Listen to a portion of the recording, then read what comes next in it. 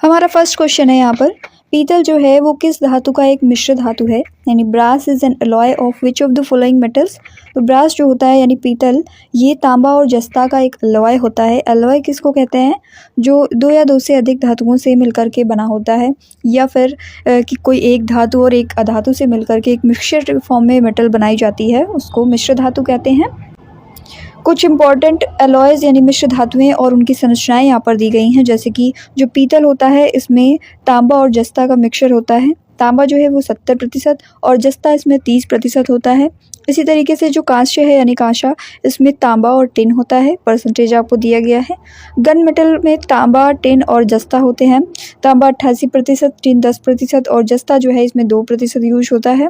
German silver, इसमें तांबा, निकल और जस्ते का यूज़ होता है। इस तरीके से ये मिश्र धातुएं बनी हुई हैं। Next question, which of the following is a tributary of Krishna river. Krishna की सहायक नदी इनमें से कौन सी है।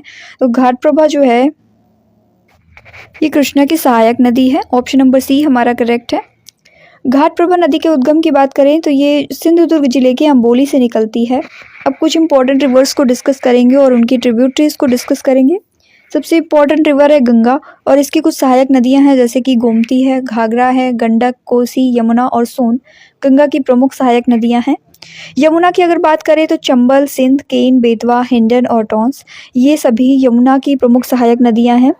कृष्णा नदी की इम्पॉर्टेंट ट्रिब्यूटरीज को डिस्कस करते हैं। घाटप्रभा है, तुंगभद्रा है, विदावली है, कोयना है, मालप्रभा, ये सभी जो हैं कृष्णा की सहायक नदी हैं। कावेरी की बात करें तो हेमावती, भवानी, काबिनी और अकोवती, ये सभी कावेरी की जो है सहायक नदियां हैं। नर्मदा की सहायक नदियां हैं अमरावती, भूखी और तावा। दामोदर की सहायक नदियां बराकर और कानौर हैं। Who discovered the law of multiple proportion. गुणित अनुपात के नियम की खोज किसने की थी। तो ये खोज जॉन डाल्टन के द्वारा की गई। जॉन डाल्टन ने प्रतिपादित किया था गुणित अनुपात का नियम। अब बात करते हैं कि गुणित अनुपात का नियम क्या होता है। तो इस नियम के अकॉर्डिंग जब दो या दो से अधिक यौगिक किसी एक तत्व के विभिन्न भाग दूसरे तत्व के निश्चित भाग के साथ परस्पर क्रिया करते हैं तो वो एक दूसरे के साथ सरल अनुपात में होते हैं। इसी को कहते हैं गुणित अनुपात का नियम, यानी कि लॉ ऑफ मल्टीपल प्रोपोर्शन। आगे बढ़ेंगे। भारतीय विशिष्ट पहचान प्राधिकरण जो है, जिसे UIDAI कहते हैं, यानी unique identification authority of India, ये कौन से मंत्रालय के तहत एक वैधानिक प्राधिकरण है। तो ये जो है इलेक्ट्रॉनिक्स और सूचना प्रौद्योगिकी के अंतर्गत एक वैधानिक प्राधिकरण है। अगर बात करें UIDAI की तो ये इलेक्ट्रॉनिक्स और सूचना प्रौद्योगिकी मंत्रालय के अंतर्गत आता है, जो एक्ट पारित किया गया था 2016 में। इसके प्रावधानों के तहत भारत सरकार के द्वारा स्थापित एक वैधानिक प्राधिकरण है, यानी कि एक स्टैट्यूटरी अथॉरिटी है। In which year was the Bombay stock exchange established. Bombay stock exchange जो है इसकी स्थापना हुई थी 1875 में। बॉम्बे स्टॉक एक्सचेंज जो है ये एशिया का पहला स्टॉक एक्सचेंज है। इसकी स्थापना हुई थी 1875 में और वर्तमान में इसके अध्यक्ष हैं श्री सुंदरमन राममूर्ति। प्रबंध निदेशक और CEO हैं वर्तमान में। सेबी का मुख्यालय कौन से शहर में स्थित है। रिसेंटली पूछा गया क्वेश्चन है ये। तो सेबी का मुख्यालय जो है ये मुंबई में है। सेबी जिसे security exchange board of India कहते हैं, यानी भारतीय प्रतिभूति और विनिमय बोर्ड, ये भारत में जितनी भी प्रतिभूतियां हैं उनका विनिमय करने वाली एक संस्था है।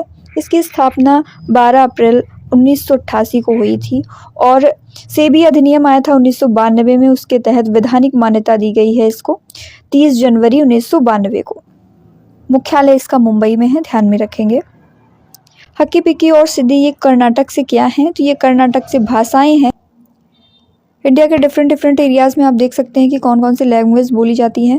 पूरे उत्तर भारत में उत्तर प्रदेश, बिहार और मध्य प्रदेश, राजस्थान का जो ये क्षेत्र है, इसमें बड़े क्षेत्र में हिंदी भाषा बोली जाती है।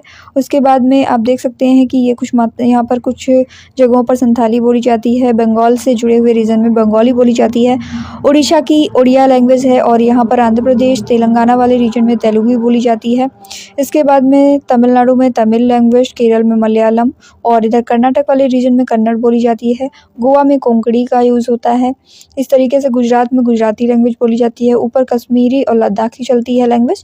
तो इस तरीके से इंडिया के डिफरेंट पार्ट्स की डिफरेंट लैंग्वेजेस हैं। हक्की पिक्की और सिद्धि जो है ये कर्नाटक से बिलोंग करने वाली लैंग्वेजेस हैं और ये विलुप्त प्राय लैंग्वेज हैं।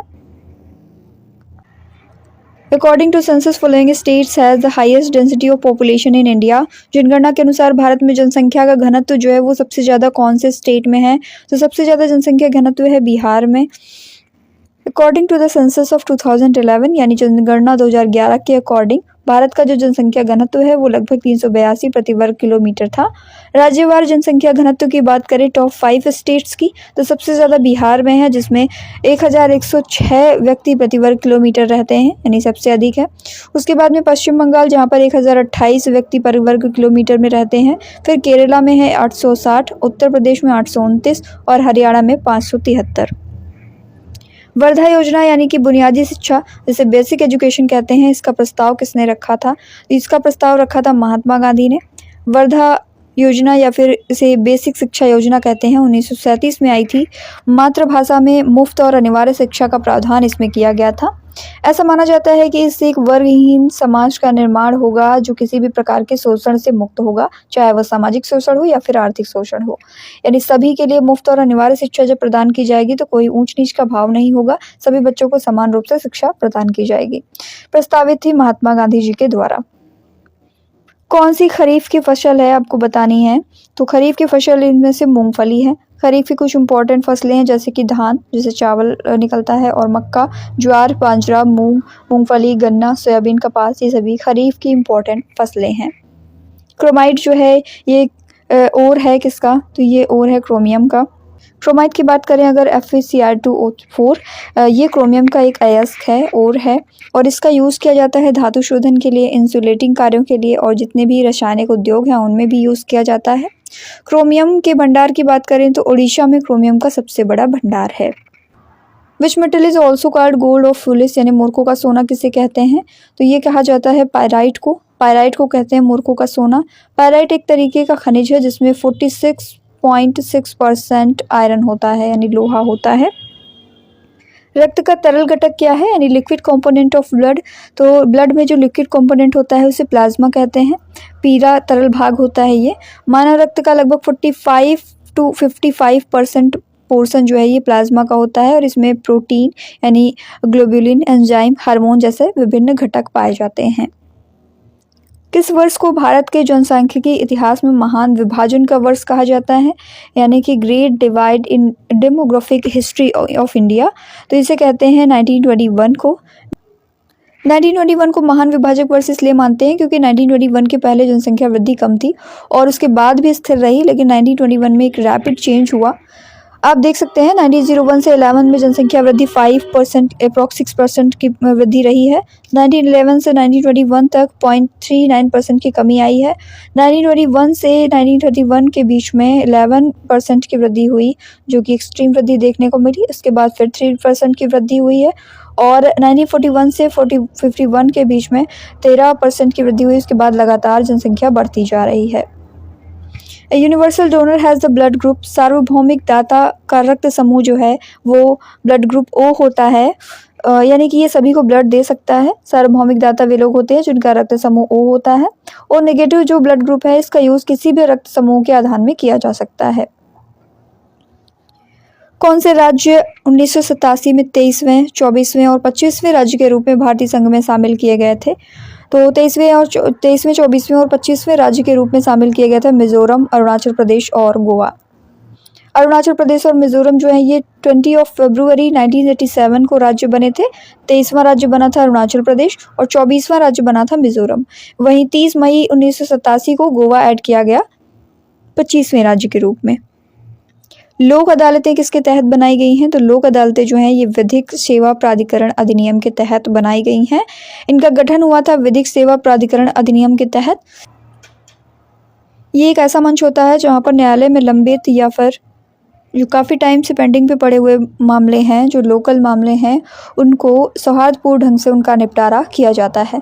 पहली लोक अदालत जो है बहुत इंपॉर्टेंट पॉइंट है, पहली लोक अदालत 1982 में गुजरात में आयोजित की गई थी, ध्यान में रखेंगे। भारतीय संविधान का कौन सा अनुच्छेद जो है राज्यपाल की क्षमादान शक्ति से संबंधित है? तो ये है आर्टिकल 161 जो कि राज्यपाल की क्षमादान शक्ति से संबंधित है। आर्टिकल 161 क्या कहता है कि कोई भी राज्य का जो राज्यपाल है वो क्षमादान की शक्ति उसको प्राप्त है। आर्टिकल 72 जो है यही शक्ति राष्ट्रपति को देता है। क्षमादान की 5 तरीके की शक्तियाँ होती हैं: क्षमा, राहत, प्रतिबंध, परिहार और लघुकरण। ये सारी शक्तियाँ दोनों ही को ही प्राप्त हैं, लेकिन इनमें अंतर क्या है? तो उनकी शक्तियों में एकमात्र ये अंतर है कि राष्ट्रपति जो है वो कोर्ट मार्शल के आदेश और मृत्युदंड को भी क्षमा कर सकता है, जबकि राज्यपाल ऐसा नहीं कर सकता। क्षोभ मंडल में जलवाष्प की सांद्रता कितनी होती है? Concentration of water vapour in troposphere. तो वाटर वेपर जो है ट्रोपोस्फेयर में 0 to 4% होता है। वायुमंडल में अन्य गैसों का अगर प्रतिशत की बात करें तो नाइट्रोजन यहाँ पर 78.8% के साथ, ऑक्सीजन जो है वो अप्रॉक्सीमेटली 21% प्रेजेंट होती है, ऑर्गन 0.93%, कार्बन डाइऑक्साइड 0.415%, नियॉन जो है वो 0.0018% और जलवाष्प प्रेजेंट होती है 0 to 4%। Which is the base metal of amalgam alloy. Amalgam मिश्र धातु का आधार धातु कौन सी है? तो अमलगम जो है पारा जो है अमलगम की आधार धातु है।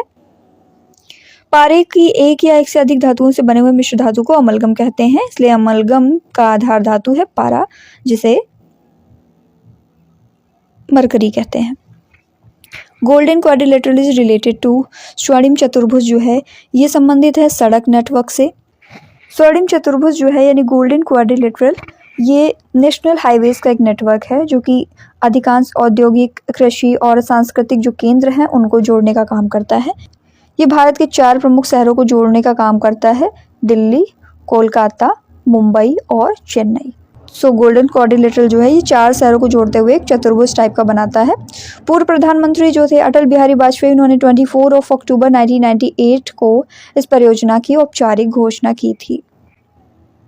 अब हम लोग नेक्स्ट क्वेश्चन को डिस्कस करते हैं। कौन से राज्य में भारत की सबसे बड़ी खारी अर्धभूमि सांभर झील स्थित है? बहुत ही इंपॉर्टेंट क्वेश्चन है, प्रीवियसली पूछा भी गया है। India's largest saline wetland sambar lake located. तो ये लोकेटेड है राजस्थान में। सांभर लेक राजस्थान में लोकेटेड है। कुछ इंपॉर्टेंट लेक्स को डिस्कस करेंगे और उनसे रिलेटेड स्टेट्स। एग्जाम्स में बहुत बार पूछे जाते हैं ये क्वेश्चंस। वुलर लेक जो है ये जम्मू कश्मीर से रिलेटेड है। पिछौला लेक जो है ये राजस्थान से बिलोंग करती है, उदयपुर में। और पुलिकट लेक जो है ये तमिलनाडु, आंध्र प्रदेश से रिलेटेड है, उनकी बॉर्डर पर है।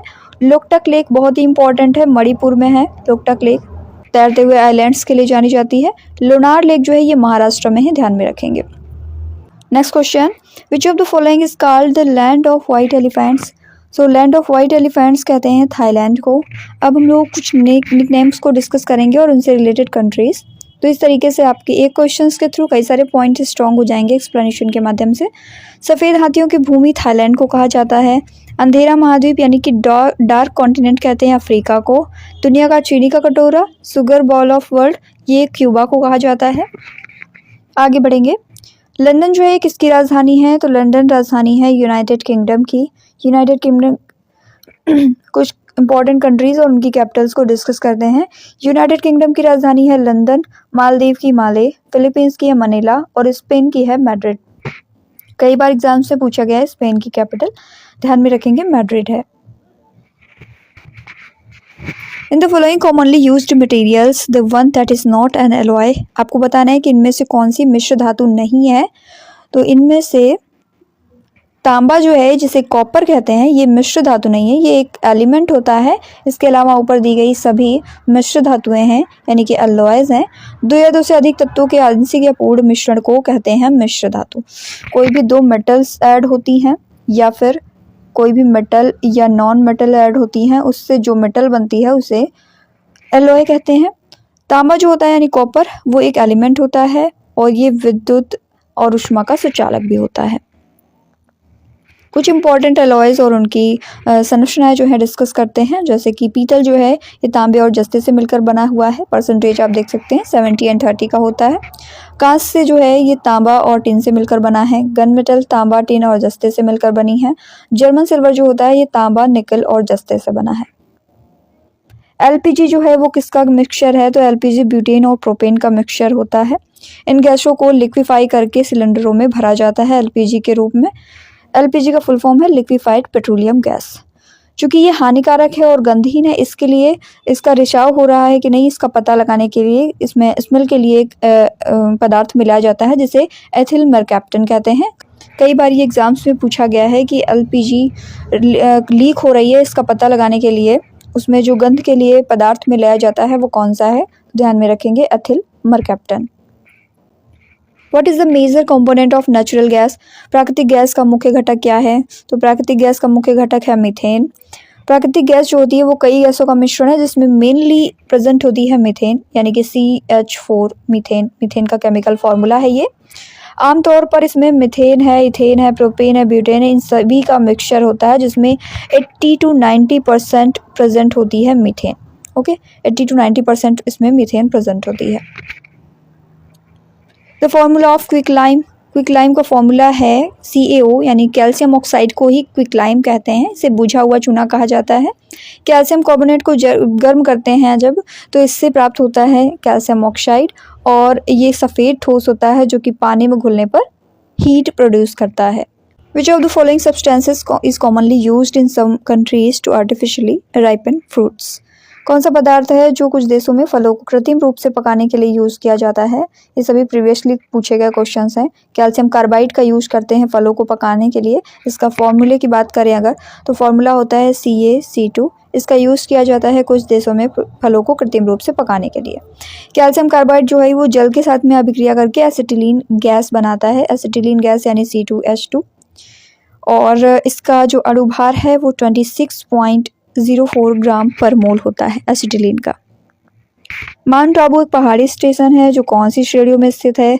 तो ये अरावली श्रेणी में स्थित है। गुजरात की सीमा के पास जो राजस्थान का सिरोही जिला है वहाँ पर अरावली पर्वतमाला में ये स्थित है माउंट आबू। सबसे ऊंची चोटी गुरु शिखर है। समुद्र तल से इसकी ऊंचाई 1722 मीटर के लगभग है। The mountain range which divides north and south India, बहुत ही इंपॉर्टेंट क्वेश्चन है। उत्तर और दक्षिण भारत को विभाजित करने वाली जो पर्वत श्रृंखला है वो कौन सी है? तो विंध्य पर्वत श्रृंखला जो है वो नॉर्थ एंड साउथ इंडिया को डिवाइड करती है लगभग। ये मध्य प्रदेश में नर्मदा नदी के उत्तर में तथा मोटे तौर पर उसके समानांतर बहती है। मध्य प्रदेश में जो नर्मदा नदी बहती है उसके लगभग पैरेलली है ये, और पश्चिम में गुजरात तथा पूर्व में उत्तर प्रदेश और बिहार तक फैली हुई है। Who gave the title nightingale of India to Sarojini Naidu? Sarojini Naidu को भारत कोकिला की उपाधि किसने दी थी? ये उपाधि महात्मा गांधी ने दी है सरोजिनी नायडू जी को। महात्मा गांधी ने सरोजिनी नायडू को उनकी कविताओं के सुंदर लयबद्ध शब्दों के लिए भारत कोकिला की उपाधि उनको दी है। बच्चों को मुफ्त और अनिवार्य शिक्षा का अधिकार अधिनियम जो 2009 आया था वो संसद का एक अधिनियम है। कब लागू हुआ ये लागू हुआ था 2010 में। ऑप्शन नंबर ए हमारा करेक्ट है। निःशुल्क एवं अनिवार्य बाल शिक्षा का जो अधिकार अधिनियम आया 2009 में, संसद का एक अधिनियम है, 2010 में ये लागू हुआ था। हीरा किसका अपर रूप है? Diamond is an allotrope of, तो डायमंड जो है ये कार्बन का एलोट्रोप है। कार्बन की बात करें तो ये केमिकल एलिमेंट है, इसको C से रिप्रेजेंट करते हैं और इसका एटॉमिक नंबर है 6। ये अधातु है यानी नॉन मेटल है और चतुस्संयोजक है। चतुस्संयोजक का मतलब हुआ इसकी वैलेंसी 4 है। इसका अर्थ है कि इसका जो परमाणु है इसमें 4 इलेक्ट्रॉनों को प्रदर्शित करने वाली इसकी संयोजकता सेल के कारण 4 सहसंयोजक बंध बनाने में सक्षम है। 4 कोवैलेंट बॉन्ड ये बना सकता है कार्बन। और जो आवर्त सारणी हमारी पीरियोडिक टेबल है उसमें ग्रुप 14 से रिलेटेड है ये। पृथ्वी की जो क्रस्ट है कार्बन इसका 0.25% हिस्सा बनाता है। Which of the following is the lower most layer of the atmosphere? Atmosphere के जो लेयर्स हैं उनको जब हम लोग पढ़ते हैं तो उसमें जो सबसे लोअर मोस्ट लेयर है वो क्षोभमंडल है, वायुमंडल की सबसे निचली परत। इसकी औसत ऊंचाई यानी एवरेज हाइट की बात करें तो 13 किलोमीटर्स के अप्रॉक्स है। जो हमारी अर्थ के पोल है ना वहाँ पर इसकी ऊंचाई 8 किलोमीटर्स है, और जो हमारी इक्वेटर है भूमध्य रेखा वहाँ पर इसकी ऊंचाई 18 किलोमीटर तक है लगभग। तो एवरेज ऊंचाई की बात करें तो 13 किलोमीटर रहती है। इस परत में जो धूल के कण हैं, जलवाष्प हैं यानी वाटर वेपर हैं, ये सभी पाए जाते हैं। जितना भी क्लाइमेटिक चेंज है और मौसम में परिवर्तन सब इसी परत में हमें देखने को मिलता है। भारतीय संविधान का कौन सा अनुच्छेद है जो समानता के अधिकार से संबंधित है? तो आर्टिकल नंबर 14 से लेकर के 18 तक हम समानता के अधिकार की बात करते हैं। तो यहाँ पर हमारे 6 मूलभूत अधिकार जो हैं दिए गए हैं। पहले 7 हुआ करते थे, फिर प्रॉपर्टी का राइट जो है वो हटा दिया गया था। तो आर्टिकल 14 से लेकर के 18 तक समानता का अधिकार है। 19 से 22 तक स्वतंत्रता का अधिकार है। 23 और 24 जो है शोषण के विरुद्ध अधिकार है। 25 से 28 जो है ये धार्मिक स्वतंत्रता का अधिकार देता है। 29 से 23 जो है सांस्कृतिक और शैक्षिक अधिकार देता है। आर्टिकल 32 जो है ये बहुत ही इंपॉर्टेंट है, संवैधानिक उपचारों का अधिकार है। डॉक्टर BR अम्बेडकर ने इसको संविधान की आत्मा कहा था। रेमेडीज़ हैं ये, और जो हमारे मूलभूत अधिकारों की रक्षा करती हैं। What is the full form of SAG in the context of games? SAG का पूर्ण रूप है दक्षिण एशियाई खेल यानी कि साउथ एशियन गेम्स। गठन हुआ था इसका 1983 में। शासी निकाय है दक्षिण एशिया ओलंपिक परिषद यानी SAOC, और वर्तमान सदस्य हैं इसमें 7। कौन कौन से 7 कंट्रीज़ हैं? तो बांग्लादेश है, भूटान है, इंडिया है, मालदीव है, नेपाल है, पाकिस्तान और श्रीलंका है। स्वतंत्रता सेनानी चंद्रशेखर आज़ाद ने किस शहर में ब्रिटिश पुलिस के द्वारा घेर लिए जाने पर खुद को गोली मार ली थी? तो इन्होंने इलाहाबाद में खुद को गोली मार दी थी, जिसे वर्तमान में प्रयागराज कहते हैं। अगर चंद्रशेखर आज़ाद की बात करें तो इनका जन्म हुआ था 23 जुलाई 1906 को मध्य प्रदेश के भावरा गांव में, और हिंदुस्तान सोशलिस्ट रिपब्लिक एसोसिएशन की स्थापना चंद्रशेखर आज़ाद और उनके सहयोगियों ने 1928 में फिरोज शाह कोटला नई दिल्ली में किया था। GDP को 2 अलग अलग तरीकों से व्यक्त किया जाता है, एक है नॉमिनल GDP और दूसरा कौन सा है? तो दूसरा है रियल GDP यानी कि वास्तविक GDP। ऑप्शन नंबर बी हमारा करेक्ट हो जाएगा। GDP का मतलब होता है सकल घरेलू उत्पाद, और GDP के मामले में नंबर 1 कंट्री की बात करें तो USA है, संयुक्त राज्य अमेरिका। भारत की GDP रैंक जो है नॉमिनल में 2024 में 5th है, और जो है 3rd नंबर पर PPP मॉडल में है 2024 में। महाराष्ट्र जो है ये भारत की वित्तीय राजधानी है। प्रति व्यक्ति GDP के मामले में सबसे धनी राज्य महाराष्ट्र है। कौन सा बंदरगाह या टर्मिनल प्रशांत महासागर में स्थित नहीं है? तो दिए गए ऑप्शंस के अकॉर्डिंग जो रियो डी जेनेरियो ब्राज़ील है ये प्रशांत महासागर में स्थित नहीं है। ये ब्राज़ील का दूसरे सबसे अधिक आबादी वाले शहर में एक बंदरगाह है। ब्राज़ील के बारे में अगर डिस्कस करें तो ब्राज़ील साउथ अमेरिका का एक कंट्री है और दुनिया का 5वां सबसे बड़ा देश है। राजधानी इसकी ब्राज़ीलिया है और राष्ट्रपति यहाँ पर वर्तमान में लूला डे सिल्वा हैं। पृथ्वी की त्रिज्या कितनी है? What is the radius of earth? तो अर्थ की रेडियस है 6371 किलोमीटर के लगभग।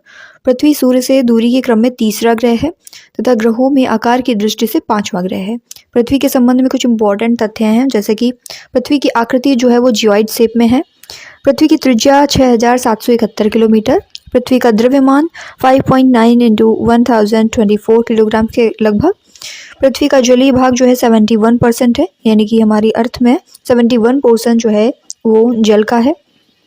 पृथ्वी का स्थलीय भाग है 29% और इसको नीला ग्रह के नाम से भी जानते हैं। राष्ट्रीय युवा दिवस कब मनाया जाता है? National youth day is celebrated as 12th of January। 12 जनवरी को स्वामी विवेकानंद के जन्मदिवस को 1984 में भारत सरकार के द्वारा राष्ट्रीय युवा दिवस के रूप में मनाए जाने की घोषणा की गई थी। वहीं पर अगर बात करें 23 जून की, तो अंतर्राष्ट्रीय ओलंपिक दिवस मनाते हैं 23 जून को। 14 मार्च को पाई दिवस मनाया जाता है और 10 मई को मातृ दिवस मनाया जाता है। वेटिंग फॉर अ वीज़ा किस व्यक्ति की आत्मकथा है? ये आत्मकथा है BR अम्बेडकर की। BR अम्बेडकर ने इसे लिखा था, वेटिंग फॉर अ वीज़ा। अब कुछ इंपॉर्टेंट व्यक्तियों या लेखकों को डिस्कस करते हैं और उनकी पुस्तकें या आत्मकथाएं। BR अम्बेडकर की आत्मकथा है waiting for a visa. Mahatma Gandhi ने लिखी है the story of my experiment with truth. Indira Gandhi ने लिखी है माई ट्रूथ, और जवाहरलाल नेहरू के द्वारा टूवर्ड्स फ्रीडम लिखी गई। सरिस्का बाघ अभ्यारण्य कहाँ पर है? सरिस्का टाइगर रिजर्व जो है ये लोकेटेड है राजस्थान में। सरिस्का बाघ अभ्यारण्य भारत में राजस्थान के अलवर जिले में स्थित है। रणथंभौर राष्ट्रीय उद्यान जो है वो राजस्थान के सवाई माधोपुर जिले में स्थित है। 1980 में राष्ट्रीय उद्यान घोषित कर दिया गया था। किस राज्य में मानस टाइगर रिजर्व है? In which state Manas tiger reserve located? ये लोकेटेड है असम में। ऑप्शन नंबर सी हमारा करेक्ट है, कई बार पूछा गया ये क्वेश्चन है। ये टाइगर रिजर्व मेनली जाना जाता है वन हॉर्न राइनो के लिए, यानी एक सींग वाले गैंडे के लिए, जिसे इंडियन गैंडा भी कहते हैं, और बारहसिंगा के लिए भी ये संरक्षित है। Which of the following animals is found only in the गिर फॉरेस्ट इन इंडिया? तो गिर फॉरेस्ट में एशियाई शेर पाए जाते हैं। एशियाई शेर भारत में केवल गुजरात के गिर जंगलों में पाया जाता है। और इसी के साथ साथ घड़ियाल जो होता है मगरमच्छ की प्रजाति, वो एक ऐसा प्रतिनिधि है जो विश्व में केवल ही भारत में पाया जाता है। कौन सा डिजिटल लेन देन नहीं है? 2019 में पूछा गया ये क्वेश्चन है। तो जो नगद लेन देन होता है वो डिजिटल लेन देन नहीं होता है। इसके अलावा क्रेडिट कार्ड से लेन देन हो या ATM लेन देन हो या फिर पेटीएम से हो, ये सभी डिजिटल लेन देन होते हैं, डिजिटल ट्रांजैक्शन होते हैं। नगद लेन देन जो है ये डिजिटल लेन देन नहीं होता है। डिजिटल लेन देन में मेनली क्रेडिट, एटीएम लेन देन, पेटीएम लेन देन ये सभी आते हैं। इसमें धनराशि जो है सीधे खातों में ट्रांसफ़र की जाती है। डिजिटल रूप में लेन देन इसको कहते हैं। Which festival is celebrated on harvest in Kerala? Kerala में फसल कटाई पर कौन सा उत्सव मनाते हैं? तो ओणम मनाया जाता है केरल में फसल कटाई पर, और लगभग ये 10 दिनों तक मनाया जाता है। वहीं अगर लोहड़ी की बात करें तो ये हर साल 18 फरवरी को मनाया जाता है। सिख समुदाय के द्वारा पूरे उत्तर भारत में सेलिब्रेट करते हैं इसको। वैसाखी की बात करें तो ये अप्रैल महीने में सेलिब्रेट किया जाता है, पंजाब में मेनली फसल के कटने पर मनाते हैं इसको। पोंगल जो है ये तमिलनाडु में मनाया जाने वाला इम्पॉर्टेंट फेस्टिवल है। मीर जाफ़र को कौन से वर्ष में पुनः बंगाल के नवाब के रूप में प्रतिष्ठित किया गया था? तो मीर जाफ़र को 1963 टू 64 के ड्यूरेशन में बंगाल के नवाब के रूप में पुनः प्रतिष्ठित कर दिया गया। मीर जाफ़र जो था ये बंगाल का नवाब था। स्टार्टिंग में वो सिराजुद्दौला का सेनापति हुआ करता था। उसका मुख्य सपना बंगाल का नवाब बनना था। प्लासी का युद्ध जब हुआ था 1757 में, उसमें रॉबर्ट क्लाइव के साथ वो मिल गया था। 1763 से 64 के ड्यूरेशन में उसे बंगाल का नवाब बनाया गया। कुछ इंपॉर्टेंट पॉइंट्स को डिस्कस करते हैं। जैसे प्लासी का युद्ध जो है वो हुआ था 1757 में। पानीपत का तीसरा युद्ध 1761 में। खालसा पंथ की स्थापना होती है 1699 में। अमृतसर की संधि जो है ये 1809 में हुई। सती प्रथा पर रोक लगी थी 1829 में। प्रथम स्वतंत्रता संग्राम 1857 में हुआ। भारत सरकार अधिनियम आया 1935 में। भारतीय राष्ट्रीय कांग्रेस की स्थापना 1885 में हुई। बंगाल विभाजन होता है 1905 में। तो इंडियन हिस्ट्री की ये कुछ इंपॉर्टेंट डेट्स हैं, इनको ध्यान में रखेंगे। तो दोस्तों ये वीडियो आप सभी लोगों को कैसी लगी कमेंट बॉक्स में ज़रूर बताएं। अगर आप लोग चैनल पर नए हैं तो चैनल को